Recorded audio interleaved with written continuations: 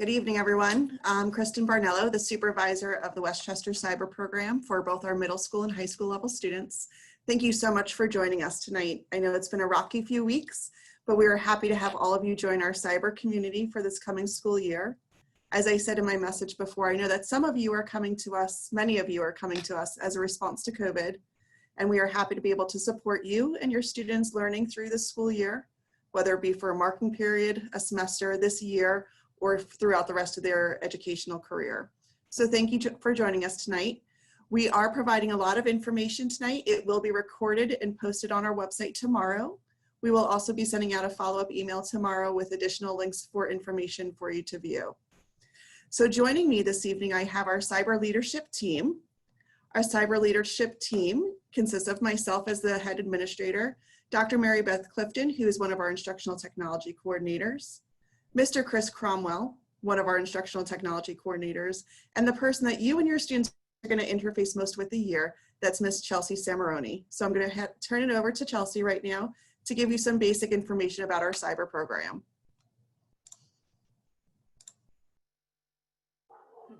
Hi everyone, welcome this evening. Great to get started with you.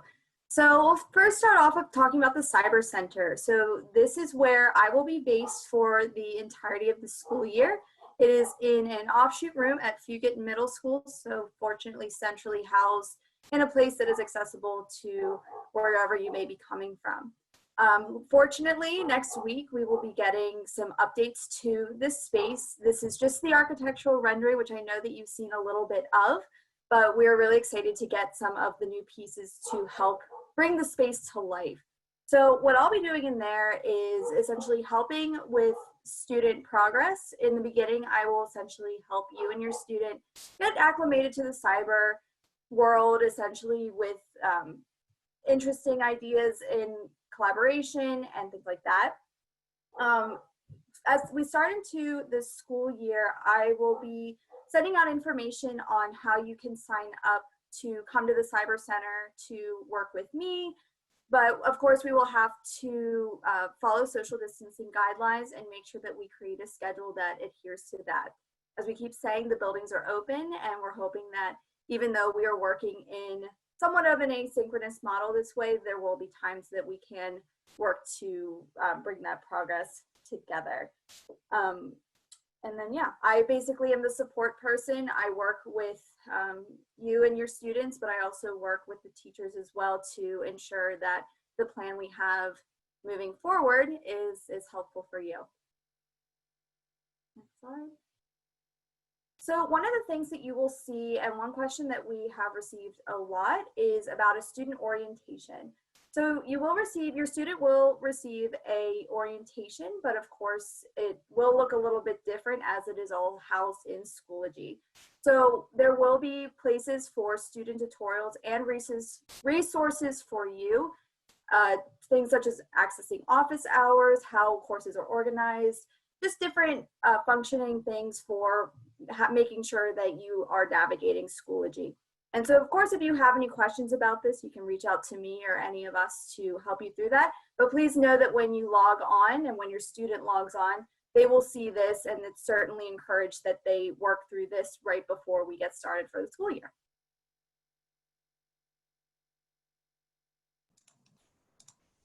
Thanks, Chelsea. We are so fortunate to have Chelsea join our team as part of our cyber leadership.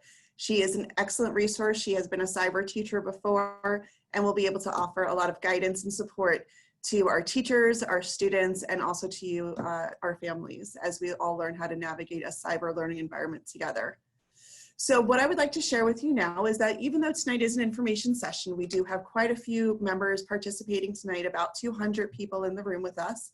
We do have a link for you to submit questions.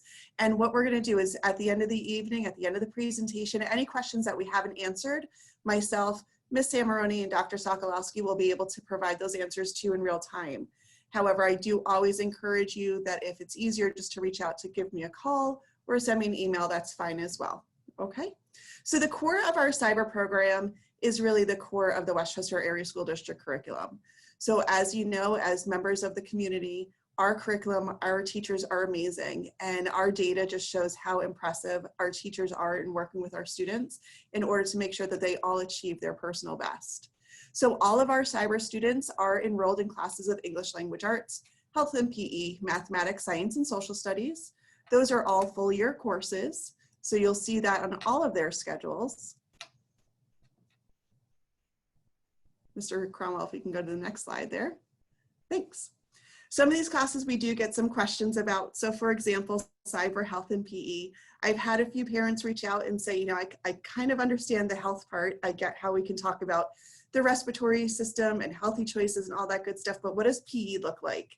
And I put these pictures on here because normally when we think of physical education, these are the images that come to mind, our own personal experiences of PE when we were in school, as well as what we've seen and heard from our students in our buildings. So PE is going to look a little different in a cyber setting, but we are still focused on the same areas of maintaining a healthy lifestyle, physical fitness, healthy attitude, and of course, so critical, emotional well-being. So our health and PE teachers will be working with all of the students to set their own health and fitness goals. They'll be tracking their personal fitness. They'll be setting their own goals. They'll be tracking their nutrition and learning all different ways to support an overall healthy lifestyle throughout the entirety of their lives. We also have our unified arts courses. So I have it broken down by grade level here. And what you'll see is that in 6th grade, all of our students have the same 4 unified arts courses: child development, classroom music, computer science, and visual arts. In 7th grade, the students are getting a little older. They're able to start making some choices. In 7th grade, there's only one choice. They do get to choose between music or art as our humanities standards.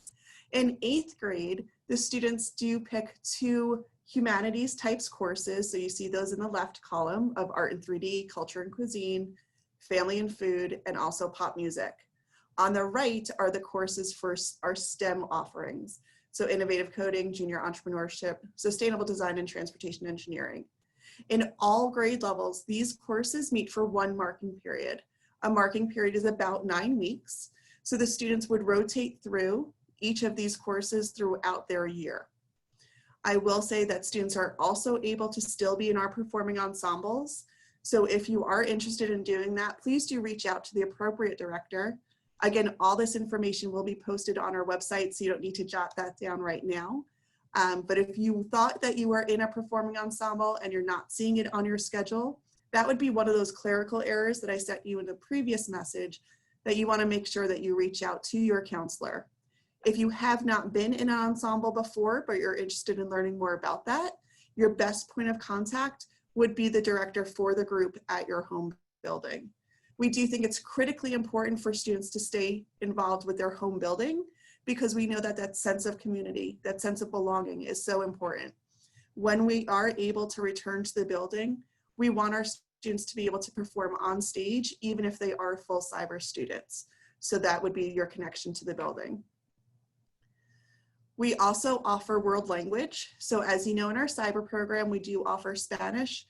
This year, we have been able to offer French 1 as well in response to COVID. We did have enough students sign up and participate in that. So I'm highlighting here just 2 of our amazing Spanish teachers. So we have Senorita Grace Malizia and Senorita Mariah Graham. They are both amazing educators, have been with the Westchester School District for years, and do an amazing job at engaging the students, teaching them all the different communication skills of reading, writing, listening, speaking, and also infusing the aspects of culture into their Spanish classrooms. So I'm confident that all of your students will have a great experience with both of these ladies this year. A big question that has come up is thinking about the schedule. And we will look at a sample schedule in a moment, but I did want to talk a little bit about the structure of the program. So the Westchester Cyber Program is designed to be mostly student-paced. So that means that learning modules will be released to your students, generally in 1 to 2 week increments. We don't go past 2 weeks at this age group just because it becomes too overwhelming for students to manage and becomes too stressful for them to stay on top of making sure that they have everything done and everything that they need. So those learning modules will be released to the students in Schoology. The teachers will share that folder with them. The folder will provide a pacing guide, a to-do list of what needs to be handed in, as well as times where they can offer small group sessions, one-on-ones, and things like that. One of the questions that I have been asked is about due dates. And I do want to stress that even though it is designed as a student-paced environment, your children will still have due dates. So if their English teacher says that there's an essay due on Wednesday, they need to have it submitted on Wednesday, and that will all be done through Schoology. In addition to that, all of our classes will have some aspect of live interactions. And we've highlighted a few ways that this could look depending on the course that your students are in. So if you're in a performing ensemble, those live interactions are going to be in your small group lesson. So that's where your teacher is going to use tools such as Zoom and Flipgrid to conduct those small group lessons, to hear your listening, to do your playing assessments. There are other courses that are almost entirely live, and those are some of our strategies, study skills, and direct instruction math, among several others. So you'll see that reflected on your schedule, and the teachers the first week of school will work very hard with the students to make sure they know exactly when they need to be live on Zoom for those classes. We also have some assessments. So I just spoke to you about our world language program in Spanish. We do need to hear students speak in Spanish in order to assess them. So there will be times that the teachers will have students sign up at different slots for a live speaking assessment in Spanish. And then of course, class activities. As a former social studies teacher, one of my favorite activities were debates. And especially at the middle school level, kids love to debate, and you know that as their parents. So we still want to see their skills of argumentation. We still want to see how they engage with each other and how we develop those skills of civil discourse. How can we present a well-reasoned argument and argue with each other without fighting to support our position? Those type of activities are still going to be live, and we're still going to have those social interactions. So that's been a large amount of the questions that we have as far as like the live and the student paced. So I hope I've been able to answer some of your concerns there. If we look at your Power School schedule, I think this is probably the most popular question I've gotten in the last few days. If you look at this, there are headers there, so that EXP, it shows the class period. But like I just explained, we don't have a bell schedule in cyber. Instead, that shows the class times that your teachers are available for support.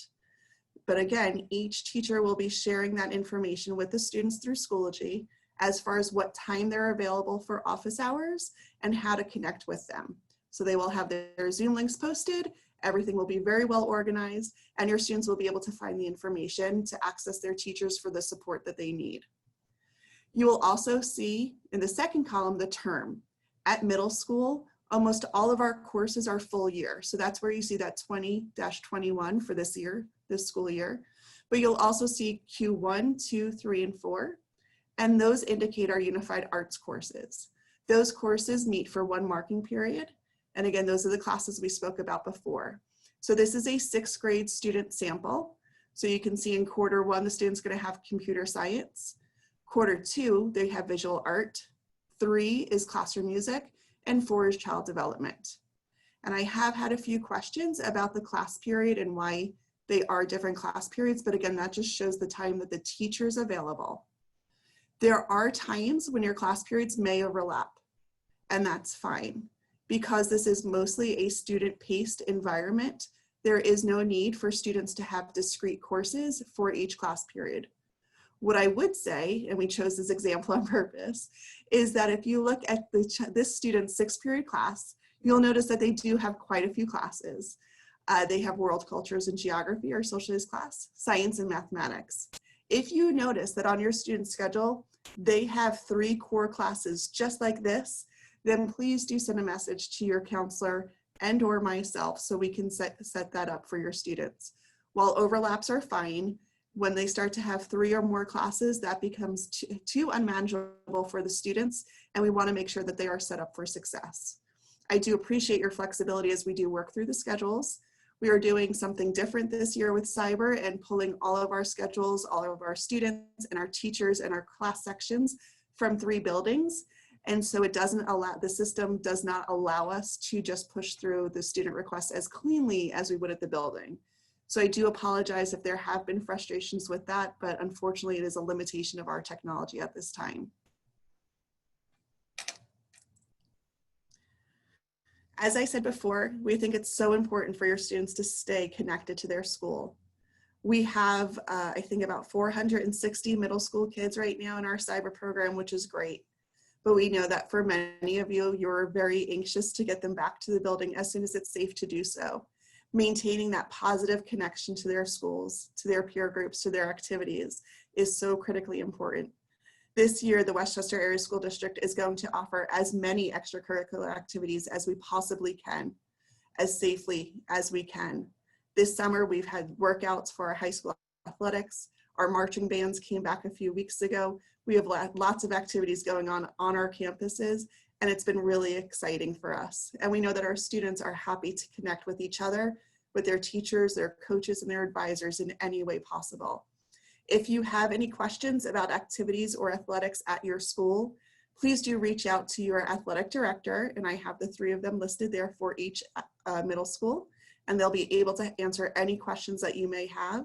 You can also access the district safety plan on our website underneath our reopening page, and that will provide updated information regarding what we are and are not able to offer at this time.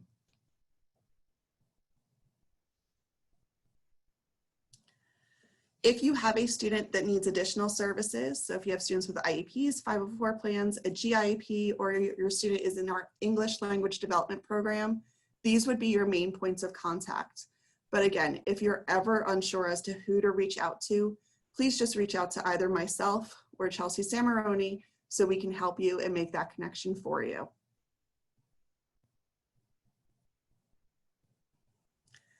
I cannot underscore the importance of our counselors at middle school. Middle school is a tough age, and our kids are going through so many developmental changes, physically, emotionally, psychologically, intellectually. They need their counselors. So again, your student will stay with their counselor that would be assigned to them at their building. We have them listed here. I would ask that you please do make sure that you reach out to them and make that connection if you notice that your student is struggling. We know that right now kids are experiencing a wide array of traumas, whether that be a lack of socialization, family sicknesses, economic burdens that are being faced on them, on their families. So if you and your family need support, please do reach out to our counselor, and they can offer assistance and also provide you additional resources in our community to support both the student and your families. So at this point, I am going to turn it back over to Chelsea Samaroni, and we are going to go ahead and address some of the most common questions that have come to us since we've had our last session. You can definitely say common because plenty of these are in some of our Q&A session for now. So if you did submit a question, some of these will be answered in this next set. So what supplies do I need? We weren't sent a supply list. Well, there's going to be a lot of unlearning from the brick and mortar counterpart, and that's totally okay. But most of the supplies for the cyber environment are digitals. If you or your student would like to keep up some sort of organization, a physical notebook is certainly great for taking notes and keeping things organized. Folders, if there are things that you want to have printed, are definitely helpful as well. Supplies for Unified Arts will be communicated by those teachers, and if there are textbooks needing to be picked up for physical textbooks, please contact your home building principal. So whom do I contact for attendance questions? That's going to be me. For the most part, I have set up a homeroom page in Schoology for each of the schools, which will be available soon. And the notes will go to the building attendance secretary as if you would sign your son or daughter out there. Scheduling errors will go to your counselor assigned by your school building. Social emotional support, that will also go to your counselor as well. Any academic problems in class, you can really reach out to anybody about this, your teacher, counselor, or me. I'm also here to help with that as well. And then any disciplinary issues will go to either your home building administrator or Dr. Barnell. So fortunately, lots of resources there. So how is attendance taken? As I said, there will be a cyber homeroom housed in Schoology, and attendance will be tracked by logins and work completion. Attached below is a screenshot of what it will look like for your student, when they go into the homeroom page, there's just a simple question, they have to answer it, and then that will log their attendance for the day. As you see here, the attendance requirement is 10:45 in the morning each day. Of course, as my workday progresses, that was right in the middle of my workday, so I'll be able to see that as it comes in. Students will not have the ability to log back in and do a whole week's worth. They have to be able to do it by that day, so it's really important to make that a routine. What should I be doing this week? Certainly a question as we, the teachers and administrators, have gotten back into our groove of a routine. Enjoying the rest of summer vacation. Certainly good time to rest, take a break before a little bit of the craziness starts. But some actual actionable items at this point: following your principal's directions to get your curriculum materials such as textbooks, logging into Schoology and PowerSchool to make sure everything works for you. And then there will be a Keys to Cyber Success video, or Cyber Keys to Success video, excuse me, that will be sent out, and that will help with a lot of additional questions in terms of transitioning into that. Another really big question that I feel like I can answer now based on this slide is that students will log into Schoology on Monday, this coming Monday the 31st, for the first day of classes. Orientation will take place then. It will not be rolled out before then.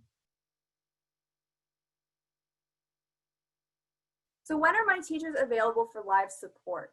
So at the start of the year, you will receive your schedule, and that will tell you when your teachers do have available free time for live instruction or live support, as we talked about earlier. And it will show when and how they can contact for immediate assistance. I will also keep a log of that. And if there is a time where there is that overlap, like Dr. Barnello talked about, that is a time where we can work out if your teacher is not available or your student's teacher is not available. They can also come to me for that support as well, and we can create a system to help support. So once again, contacting if I need tech help, certainly something that we've all been navigating also on the staff end as well. Basic troubleshooting, you can contact your teacher or myself. A lot of those things can be directed into not having access to a lesson in Schoology if there's restricted access or something like that. There are also these email contact supports listed if you're having more of a hardware issue or other connectivity issues, as well as the help desk. The help desk has been a wonderful thing for all of us this week. They are on the staff end too, so they'll be available to help soon. Okay, so with middle school, we are on a 6-day cycle typically. However, the Westchester Cyber Program does not follow this. If the classes are being delivered live, you will receive that schedule from the teacher, but be prepared. This is where one of the non-scheduling aspects comes into play. And what if there's a snow day? Certainly a big question in the cyber world. So the program is a part of the Westchester School District, and we will follow the same calendar as the district. So if the buildings are closed, that means that attendance essentially won't be taken that day. Students can still work, but they won't miss the days, and they will be made up as such, just like the brick and mortar. But luckily with snow days, there still is access to the internet there. So always a good question. I'm gonna flip it back over to Dr. Barnello, and like I said, back in some of the questions and answers, there have been some leveling questions, and she will address some of those. Absolutely. Thanks so much, Chelsea. So a big question that's come up is that people are not seeing the levels on your student schedule, and that's completely understandable. As we designed the cyber program, this was done deliberately in some courses that have the same curriculum, regardless of the level of students. So as we discuss this, I want to give some very concrete examples. So again, as a former social studies teacher, I had to pick something near and dear to my heart, but also something that I think most of us are familiar with, the Bill of Rights. So in a social studies class in 8th grade, your students are going to learn all about the Bill of Rights, those 10 amendments, and the rights that are captured within those amendments. There are 10 Bill of Rights. Each one enumerates specific rights. That does not change regardless of what level you're in. So if you're in honors or grade level, your kids are still learning about the same 10 Bill of Rights. what they're doing with that content, what we're asking of our students, what they're analyzing, interpreting, how many primary documents, what level of support is being offered for students to achieve their personal best. That's where those levels come in. And in Schoology, it's very easy for me as a teacher to take my 25 students and go ahead and split them into 2 groups. And I could have some students, the work for grade level and the work for honors, pushed out to the appropriate students. So that's where that differentiation does come in. Your students will still be absolutely prepared if you choose to return to the building to go into that grouped class at the honors level. If you choose to stay in cyber for the entirety of this year, they will also still be prepared to go into the appropriate level in 9th grade. So that's one thing. Conversely, there are other courses like math that are more homogeneously grouped, and that's by their level and by their previous experiences. So I gave it a math example. In 8th grade, students have 3 options for math: pre-algebra, algebra 1, and geometry. Those are the recommendations that were made last late winter, early spring by your students, and that's what pushes kids into certain classes. So again, as you can see, there are some groups that are more heterogeneously grouped, like social studies, and other classes that are more homogeneously grouped. And that is decided based upon the curriculum and the standards being taught in each course. The next question that we get a lot is when our buildings do reopen, and if I know I want to return to the building, how will I be able to do that? When we do reopen our buildings, you will receive a communication from me that is asking you if you are intending to return to the building, so that we will then be able to modify your student schedule and get everything in place for that building return. We are going to aim to do that at a marking period change, so that everyone will be able to have time to make that transition and make that adjustment. Our curriculum is the same, whether you're in cyber or brick and mortar. So your students would still be on the same pace for the same classes that their peers are taking in the brick and mortar classes. So there is no lag there. What I would say is that in the case where your student may have a different teacher, which could be possible when they transition from cyber back to the building, that there may be a gap of a few days. The student may be a little bit ahead or a little bit behind. As teachers, we deal with that pretty regularly, and we just work with the students individually to make sure that they're on pace and get themselves back on pace for that class. So at this time, we are going to take some of the questions that have been put in our chat thread. And I think Ms. Samaroni and Dr. Sokolowski are going to filter through those, and then ask them of me, and I'll be able to answer as many as I possibly can for you this evening. Dr. Barnello, just one question I see that parents are asking.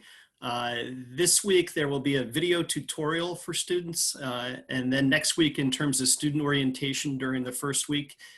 Can you describe that a little bit more, and also what can parents expect to receive through Schoology, through their teachers?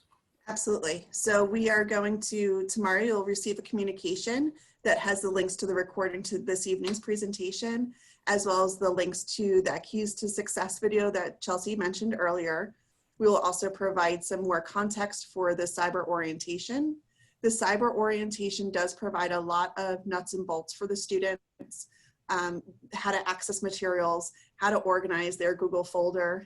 Students, even adults, are not great at digital filing systems, so we do teach our students how to do that. So when they begin working on an assignment, they're easily able to find it later on and submit that to their teachers. So that's the student cyber orientation. In addition, our technology department is working on a wealth of resources for families, for parents, with that parent view of how do you access information in Schoology. So we will have a library of sorts, video library of sorts, updated for all parents, cyber and remote, to access, so that you're able to successfully navigate those different platforms and support your students.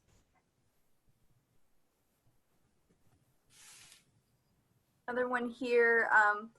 When should students be able to see their courses in Schoology? Mr. Cromwell, correct me if I'm wrong, but students will be able to access them on Monday morning, correct? That is correct. Schedules are posted right now in PowerSchool during the parent portal for the classes they are scheduled with.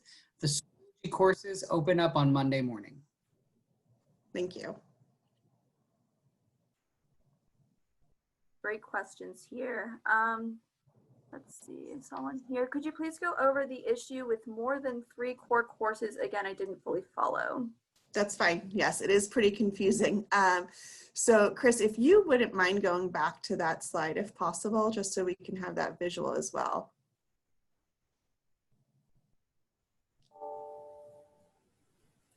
Great, thank you. So if you look on this slide here, so first period, this student, and again, that first column with EXP shows the class period. First period, this student has health and PE, English language arts, and child development only during the 4th marking period. So in this class, that conflict is not really concerning for us in a cyber setting, because the student will not need to be live with English and health and PE as frequently, so that would be able to be navigated. When you're looking at 1 core and then health and PE, even though it's a full academic year, it is structured a little differently than our 4 academic cores. And then again, child development in that 4th marking period would be a unified arts class, so have more flexibility. In comparison, if we look down at 6th period, during 6th period, the students have world cultures, science, and math. Those are 3 core classes, and we want to make sure that if the students need support, that they're not feeling pulled in different directions.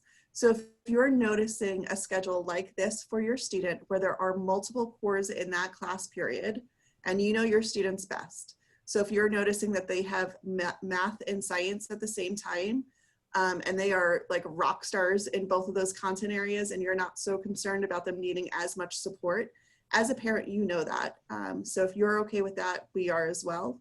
We do have enough sections of all of our classes at middle school that we should have the flexibility to move at least 1, if not 2 of the classes around.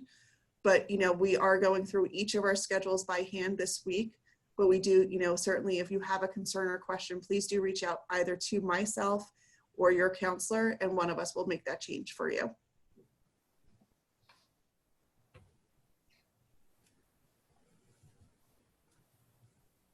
And some extra questions in here, which are all great. Dr. Sokolowski, I know, is there one that you had there? There was a question about, and Dr. Barnello did talk about the levels, but a question there about losing levels, and that is not the case. That students that if they are taking English language arts at the accelerated honors level in 6th grade, they will be able to receive that level of rigor, and that differentiation can happen in the personalization of assignments, the types of activities and assessments that students may be involved in.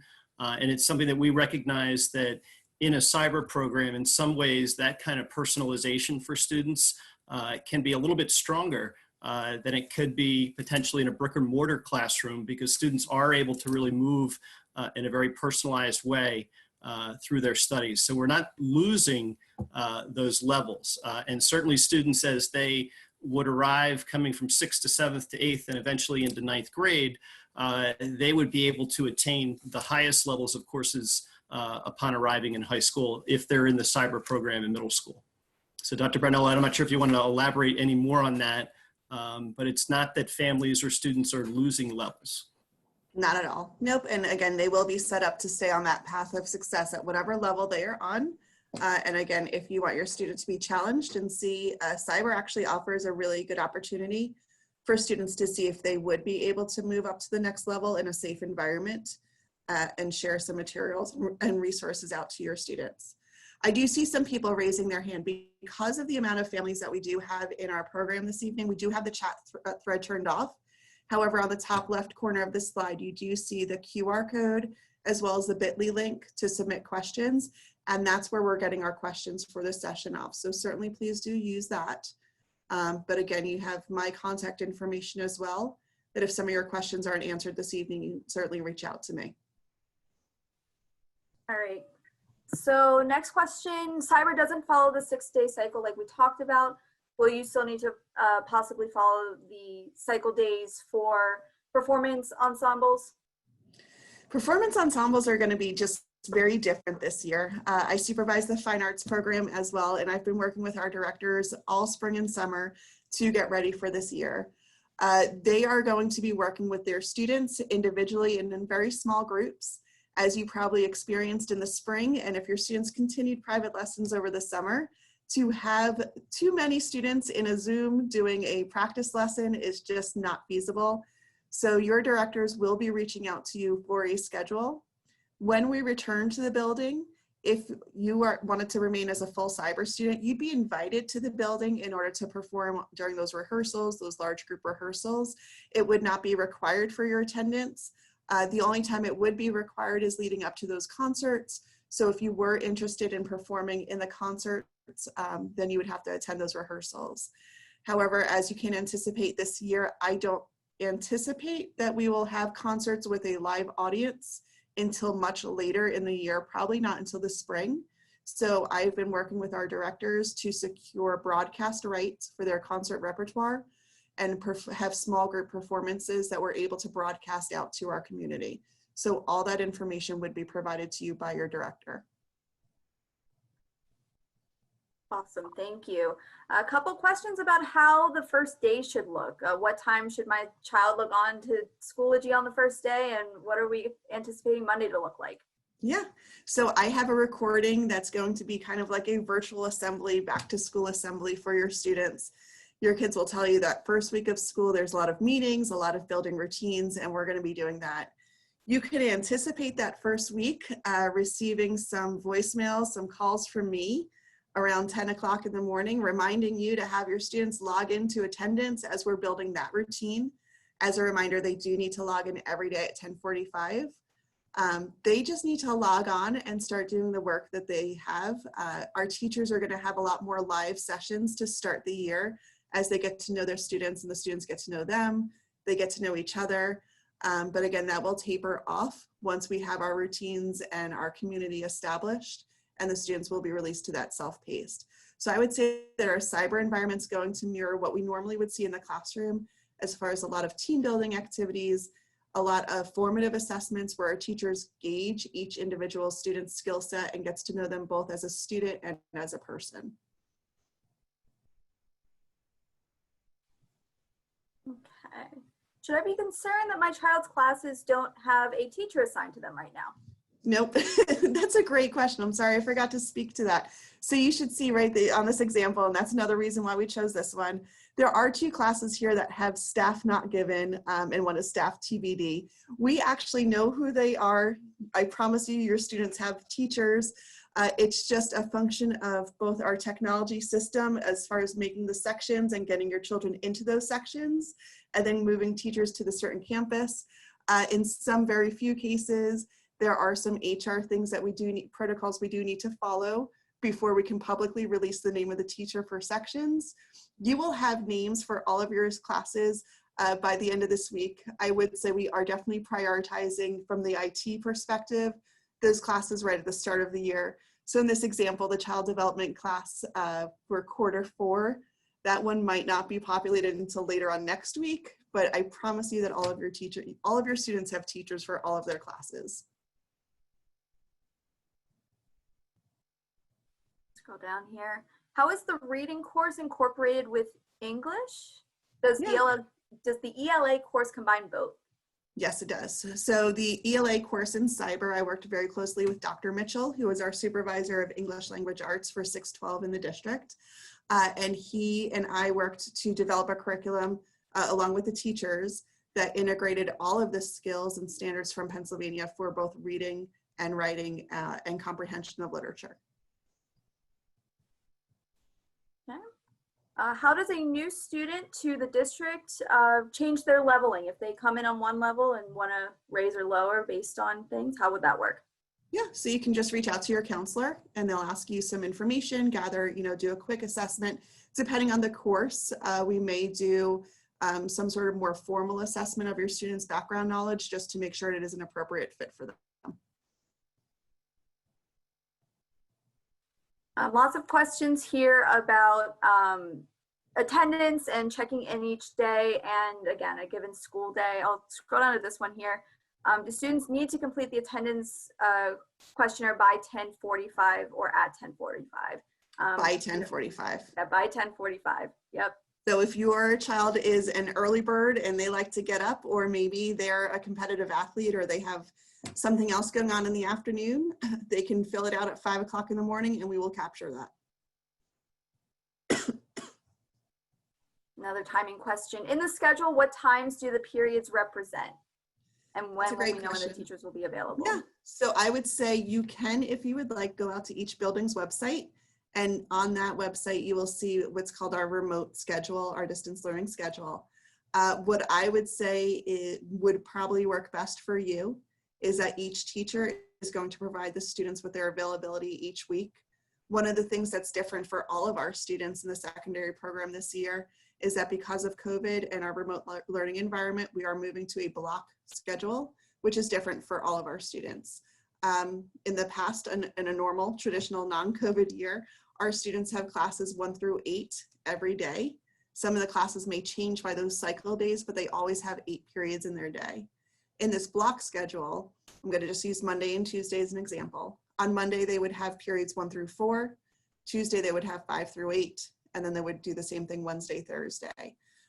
Because of that newness for all students, not just cyber, but remote and cyber, our teachers are going to be very clear as to when the classes meet, or in cyber when they're available for support each week, because we know we have to get our students used to that.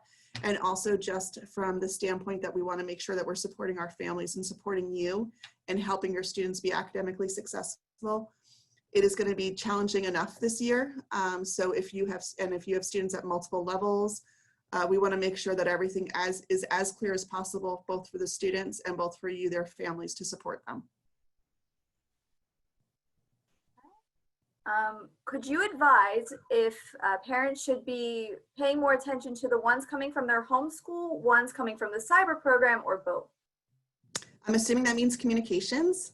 Yes. So I would say that I would pay attention to both at this point because they are both providing critical information.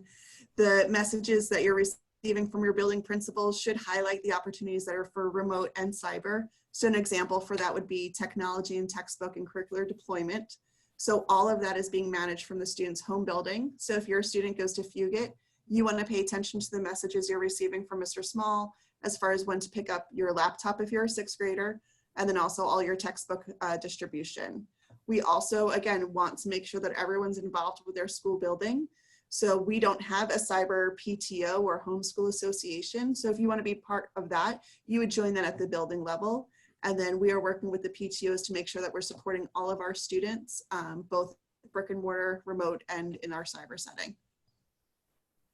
Yeah, Dr. Barnello, I would just add that is one important feature about the cyber program in Westchester, is that we really want to tie students and families back to their home schools, because in terms of student activities, friends, that is just an important connection to have. I saw there was one question about my child yet hasn't received information about picking up a laptop. At this time, if you have not received that information, I would email the buildings directly, either an assistant principal or the principal, because those dates have been announced, and they have. I was over at Stetson today, and they were handing out textbooks and laptops to 6th graders.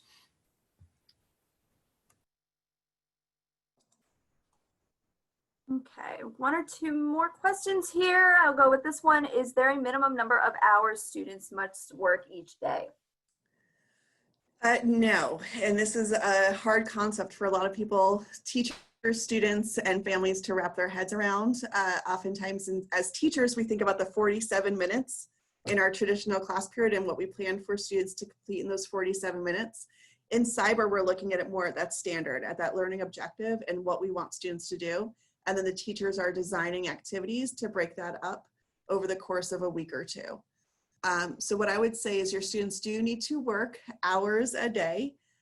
We don't have homework in cyber because everything's at home, but they should not be working 12-hour days. But if they're working 2-hour days, that's also not acceptable. They're probably not doing everything that they need to do. If they're working 2-hour days and they're accomplishing everything and doing remarkably in everything, please do reach out to me and we can find them other courses that would be more challenging and more appropriate for their learning level. Awesome. We'll end with this one. Does my child need to use the school issued laptop or can she use her personal laptop? We do allow students to use their own devices. They may need to get registered with the district if you're looking to bring them back on campus at some point. The one thing that I would caution you is that some of our classes, although not many at middle school, do use specific software and applications. So that would only be deployed through our software center on our district-owned laptops. Mr. Cromwell, I don't know if you want to chime in from an IT perspective as well. Yeah, Dr. Barnello summarized it quite well. Most of the information that's prepared through the platforms of Schoology, our Google Apps for Education, and all the other applications that we purchased to support the curricular instruction are global and platform agnostic, so it does not matter what device. There are those specific cases where there are programs or submissions or things that would require the students to use the school-issued laptops. So if you're, whatever technology setup works for your student to be successful, we encourage you to do that. But there may be a tiny portion that would require to use the software from our issued devices. Thank you. All right, and I think Ms. Samaroni and Dr. Sokolowski, is that the bulk of the questions that have been addressed? Okay, I see both heads nodding. So thank you so much, everyone, for joining us tonight. Again, we will be following up an email communication to all of our cyber families tomorrow that will have a link to the recording of this evening's presentation, as well as some additional information about that Keys to Success video, your student orientation, and also just a link to our cyber webpage where there are some frequently asked questions and some other content for you to view as well. So thank you so much for joining us this evening. I look forward to working with you and your students this year. I really do appreciate it. You see my email address on there, so certainly feel free to reach out to me with any questions or concerns that you might have. Thank you so much, and everyone have a wonderful evening.